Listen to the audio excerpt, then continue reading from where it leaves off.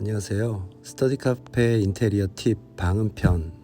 이번 편에서는 복도 소음에 대처하는 방음에 대해서 말씀드리려고 합니다. 상가 복도에서 발생하는 소음은 이제 복도가 길어서 여러 상가가 복도에 접해 있는 경우에 해당이 되겠죠. 복도에서 발생하는 소음은 다른 상가에서 발생한 소음이 복도로 나와서 다시 우리 가게로 들어오는 경우, 해당하는 업종은 대부분 운동 관련 업종, 태권도장, 검도장, 이런 운동 관련 업종이나 피아노 학원, 이런 업종에 해당이 되겠죠.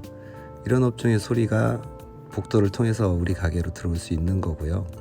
특히 태권도장이나 이런 연령대 어린 학생들이 많이 있는 업종은 그 내부에서 발생하는 소음보다 복도에서 이제 학원 들어가고 나올 때 굉장히 떠들고 뛰어다니기 때문에 그런 소음이 더 크다고 할 수 있어요.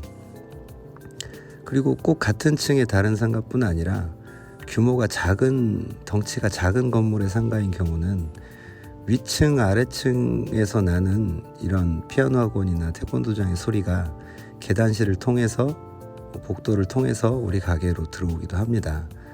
소리는 좀 작아지고 거리가 머니까 그렇겠지만 들어오는 경우가 있어요. 그러면은 이런 소음을 막는 방법은 일단 그 벽체가 있는 경우는 크게 걱정을 안 해도 됩니다. 벽체를 뚫고 들어올 정도의 소음은 아니고요. 또 유리 샤시로 돼 있다면 유리만으로는 방음이 잘 안 되고요. 유리는 방음이 전혀 안 되진 않지만 굉장히 약해요. 방음 성능이. 그래서 유리 자체의 진동으로도 전달이 되고 하기 때문에, 하지만 유리 샤시로 된 이런 벽체 같은 경우도 안쪽에서 방음 벽체를 한번 덧대서 시공하는 정도로 어렵지 않게 해결이 됩니다. 하지만 문제는 현관문이죠. 이게 방음편 서론에서 말씀드린 것처럼 스터디 카페의 딜레마인 셈인데요.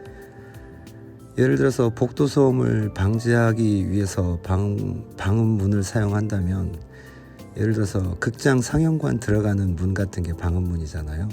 그런 방음문이 스터디 카페 입구에 있다고 생각하면 그런 스터디 카페를 누가 들어가고 싶겠어요. 무슨 룸사롱 같잖아요.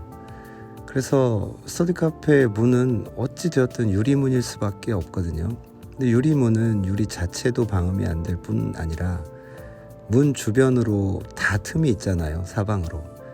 그 틈으로 소리가 다 새어 들어가게 되거든요. 아무리 두꺼운 유리를 써도 상관이 없고, 기본적으로 방음은 밀폐가 기본인데 틈이 그렇게 많으니까 소리가 다 들어갈 수밖에 없습니다.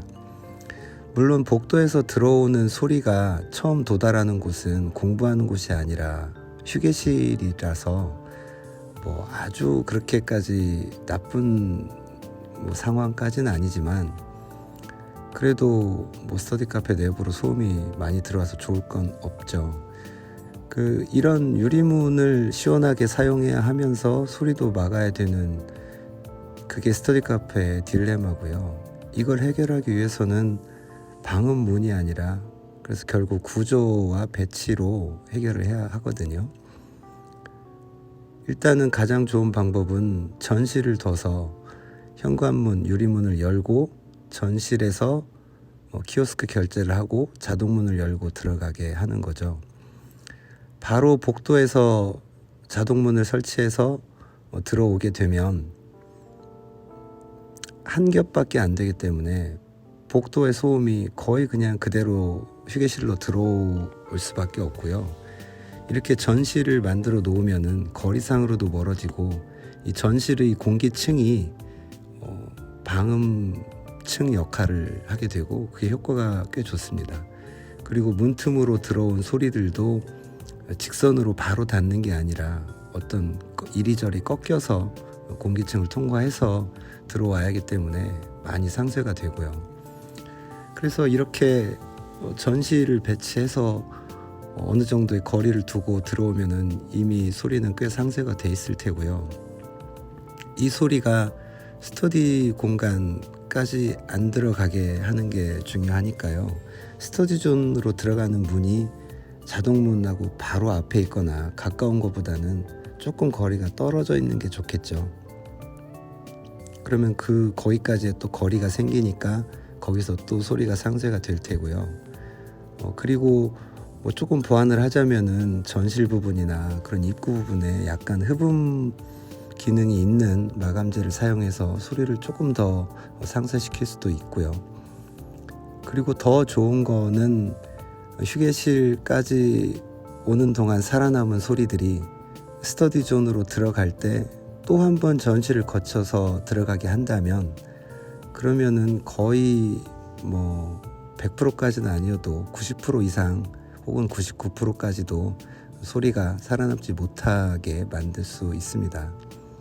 이 모든 게 방음재나 방음 시공하고는 거의 상관이 없어요. 다 설계와 구조, 배치로 해결이 되는 거잖아요. 그래서 스터디 카페에서의 방음은 방음재나 방음 시공보다 구조나 배치가 더 우선이고 더 중요하다고 말씀드린 게 바로 이런 이유 때문입니다. 이런 식으로 해서 복도에서의 소음은 뭐 이런 점을 약간만 대비를 하고 대처를 한다면 그리 어렵지 않게 해결이 돼요. 근데 이게 그냥 말씀드리면 너무 간단하고 쉬운 거지만, 이 간단한 원칙을 지키지 않아서 영업에 지장이 생기고 고생하시는 분들이 의외로 많습니다. 저희도 그런 문의나 상담을 굉장히 많이 받거든요.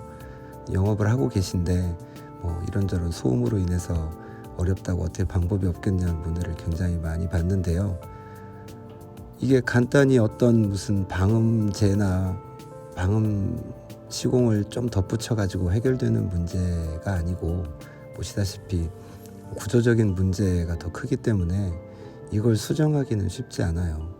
그래서 미리 대처를 하고 그에 적합한 구조를 만들면 쉽게 해결될 문제임에도 무심코 그냥 별일 없겠지 하고 지나갔다가 나중에 큰 화를 불러일으킬 수도 있기 때문에요. 방음을 항상 중요하게 신경도 쓰셔야 되고, 그에 맞는 적합한 구조와 배치를 설계하는 게 가장 중요한 부분입니다. 이상 오늘은 복도 쪽에서 발생하는 소음에 대처하는 방법을 말씀드렸고요. 여기서 방음재나 방음 시공이 들어가는 부분은 복도 쪽에 면한 벽체라든지 또 혹은 휴게실에서 스터디존으로 들어가는 벽체, 이런 부분은 방음 시공을 해서 이런 구조적으로 대처한 부분을 약간 더 강화하고 보완해주는 정도는 필요해요. 하지만 실질적인 역할은 구조가 다 하는 거죠. 오늘 설명은 이 정도로 마치기로 하고요. 다음번에는 또 다른 부분의 방음 공사에 대해서 말씀드리겠습니다. 감사합니다.